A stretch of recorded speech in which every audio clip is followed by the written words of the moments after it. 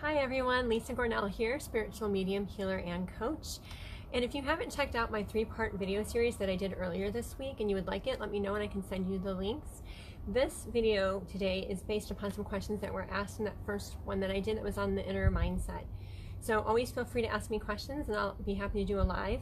Today I ran into one of my friends and she was actually talking about some of the things I'm going to be talking about today. There's always a common thread. So whatever question you have, if I'm not just automatically pulling in and getting it, I can almost guarantee you that there's a whole bunch of other people that are. Hey Sage, thanks for joining me live. Okay, so today we're going to talk about empaths. I have talked about them a little bit in every video I've ever done, but let's just get a little bit more real and raw in understanding of what an empath is. So we are all empaths. Every single person is an empath. Animals are empaths. Even plants are empaths. What an empath means is that we're multi-sensorial, right? We're more than just those 5 senses. We're multi-dimensional. We are complex energetic beings. And so, yes, you are going to pick up on people. Does that mean that you always have to? No. If you're not, does it mean that there's something wrong with you? No. It just means that you're not attuned to that. You may not be paying attention. You may not be ready for that. I was born into this experience just reading everybody's energy and feeling all of their stuff. So I love it when people ask me questions about how not to take all that on. Because obviously I figured that out a little bit. Of course, my massage therapist will tell you, oh my gosh, you're always on. When do you relax? I'm always on. So I have all these tools and all these tips that I can give you to help you not always be on. So yes, everybody has the ability to read other people's energy. You have the ability to sense what they're feeling.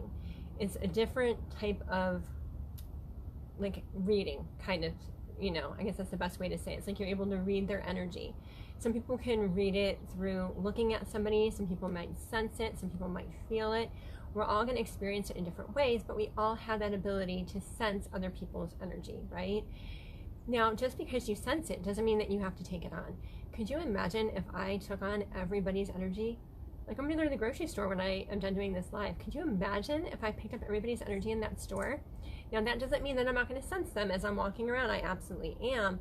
But I learned a long time ago that just because I can sense somebody's energy does not mean that I have to take on that energy, because usually there's nothing that I can do unless I'm actually working with somebody and you've given me permission to help you clear what you're holding on to and we've refilled it with something else. You want that energy. Otherwise, you wouldn't be carrying that. So when people are carrying their baggage, they want to be carrying it at some level. Because if they didn't, they would naturally let it go.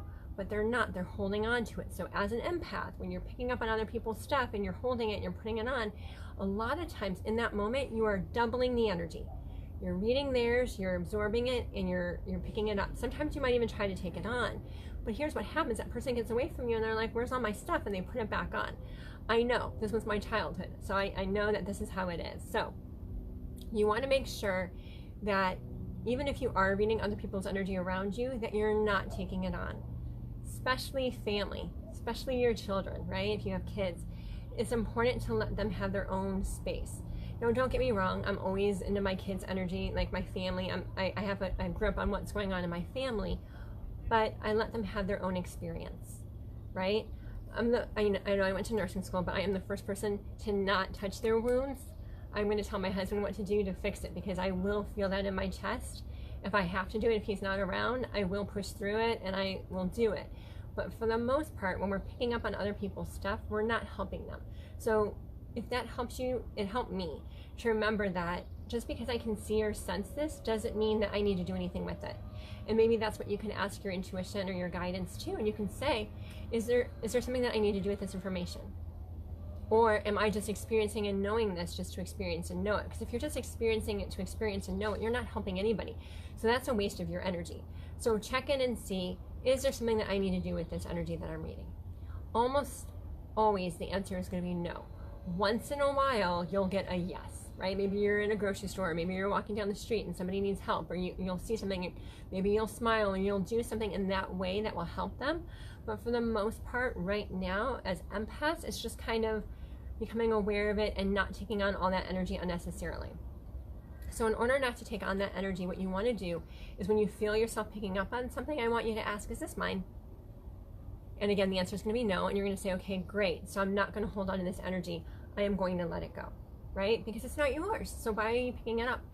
Of course, we're all one, and that's how we can read each other's energy and all that stuff. But we have our ego trying to help us each stay in our own individual experience. So it's really important to not try to pick up on other people's energy. I have a question. Not related question. Oh, that's a good question, Sage. I'll get back to you on that one, okay? In this video, I will get back to you. So, anyhow, we want to make sure that we are not taking up people's energy. Do I need to do something with this energy? No, I am not going to take it on. Okay, so that's step one with that whole empath thing. The other thing is that it's really important to do a lot of letting go. If you are feeling that you are sensitive, you need to do a lot of letting go, because we're not monks living in the mountains and we're not just getting to sit there all day and be quiet. That's not the reality that we've chosen. And so you've got to let go. So if you are feeling yourself starting to get stressed or overwhelmed, pull it out like weeds or smoke. Sorry, somebody's cutting grass down there. And let it go, right? Don't hold on to it. It's very important, because it'll start to throw you off and it can do some crazy things to you energetically. So it's really important that you let go just as often as you're bringing in the white light. So hopefully I answered all of her questions there. Oh, and she said that she also wanted some help for feeling the physical pain. I totally get that. I do that all day long in my sessions with my clients.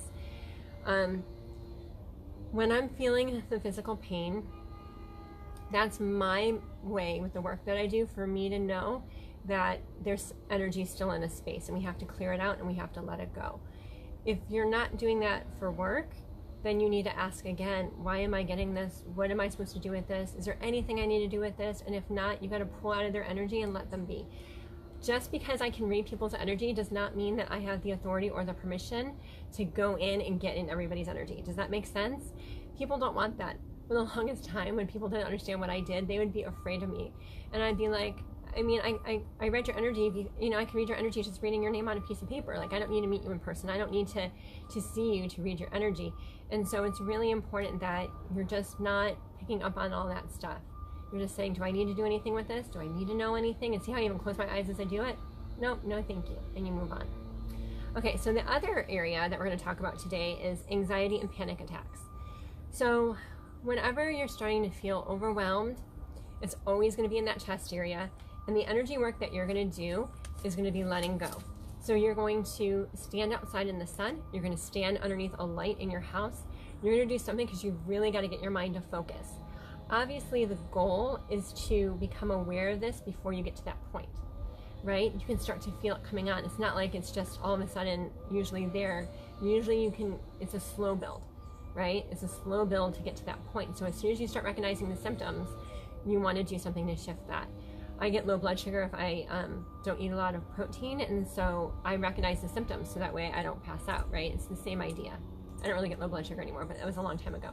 So it's the same idea with the panic attack. You want to start to notice it right when it's starting, and then you want to be like, oh, it's starting to happen again. I'm going to go outside. I'm going to stand in the light. For me, the sun is right here, so you're standing in the sun, or you can be in your house staring at the light. You're going to bring the white light through. You're going to breathe.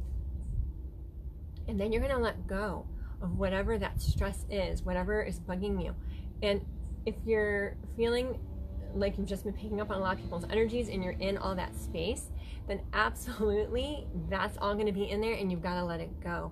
A long time ago, I went to a retreat and they had horses there. And this is, a long time ago. And the person that was doing it didn't understand what I did.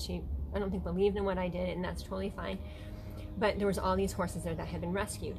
And she was saying to me that the horses don't remember anything. That's why they were perfect for this program that she was doing in the country. And I was sitting there and I was listening to the horses and I was talking with them, and I could hear all of their stories and they remembered everything, and there was all this stuff going on. And so the longer that I sat there and I was hearing what they were saying, and it was in conflict with what she was saying, I felt this not really like a panic attack, but I just felt all this energy building inside of me.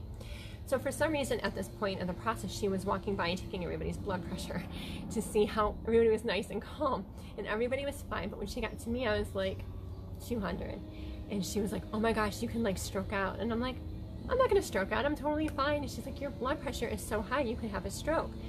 And I'm like, no, I'm fine. And she's like, what's going on? Like, what are you thinking about? And all of a sudden, you guys, I just started dumping. I was like, these horses are not happy. They're holding on to this is what's going on. And as I started telling her all of the things that I was picking up in that environment and I was holding in, my blood pressure went totally back down to normal. And that was the first time in my life that I had had, you know, some kind of medical device telling me like what was happening in my body.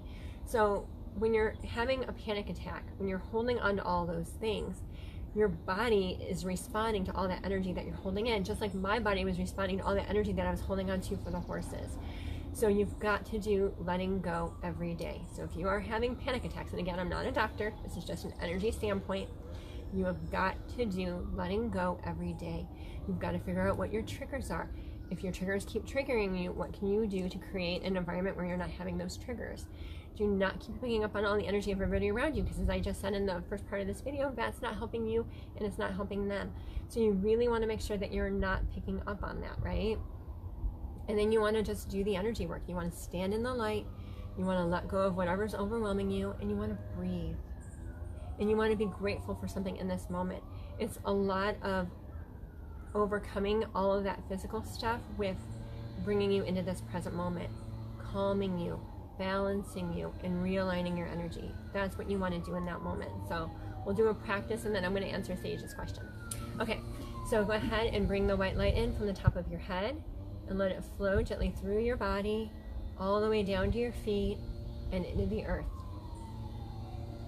I'm picking up on somebody's got stuff in their throat, chakra. I am peace. I am free. I am whole. And any energy that you've been picking up from any family members or friends or work colleagues or just stress from work or any of that stuff, pull it all out, kind of just circle it all in your chest, pull it out and let it go. I am peace. I am free. I am whole. And so the person that had messaged me about this morning, I told her to do a pink light. You can also do a soft yellow or a soft orange or a soft green, whatever color that's soft and pastel that is pulling to you in that moment. Just imagine that starting in the center of your chest, and let that slowly grow and expand, filling your whole chest area. And the whole time you just have these relaxed breaths. You're slowly breathing in, filling your lungs, and slowly breathing out. And as you fill your lungs, you can also just fill them with another soft color, maybe a soft blue. Blue is calming. So you can imagine just filling your lungs with a soft blue, completely fill every cell, and then let go. I am peace. I am free. I am safe. I am whole. All is well. All is well.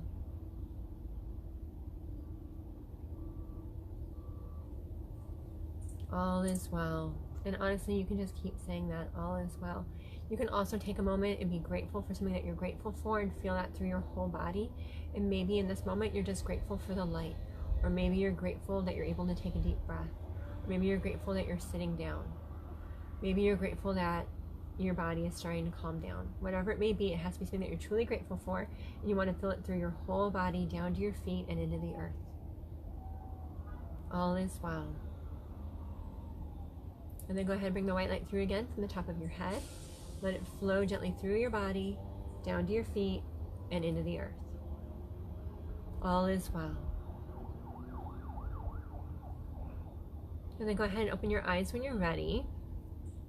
So I want to answer Sage's question. She wants to know if there's something different about the energy in Elfin Forest. For those of you watching wherever you're at in the world, we're in San Diego, specifically the San Marcos area. I feel like it calls people on their spiritual path. Well, I live in San Marcos, and I absolutely love living in San Marcos, and I've lived here for 11 years, so I really like this area.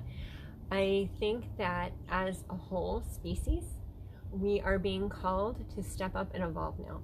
And it doesn't really matter what location you live in. It's just when you're on that path, you're just going to start attracting more people, because the energy that you give out is what's energetically brought back into you. So if you are on a spiritual path, you're going to be like, oh my gosh, I'm finding all these people on a spiritual path. If you're on an analytical path, you're going to find all these people on an analytical path. If you're on a self-sabotaging path, you're going to find all these people that support you on a self-sabotaging path. Whatever path you're on, that's the energy you give off. That's the energy that comes back into you. Does that make sense? And are there any other questions before I get off today? And if you end up watching this recorded, feel free to drop any questions below. Again, if you have a question, chances are there's a whole bunch of other people that have the same thing. And so I like to go live and answer them for multiple people at one time. Okay, well, this has been a lot of live videos for me this week, so I probably won't be doing one tomorrow, but feel free to post any questions and I'll get back to you and I'll do more lives for you next week. Have a great weekend, everyone. Bye.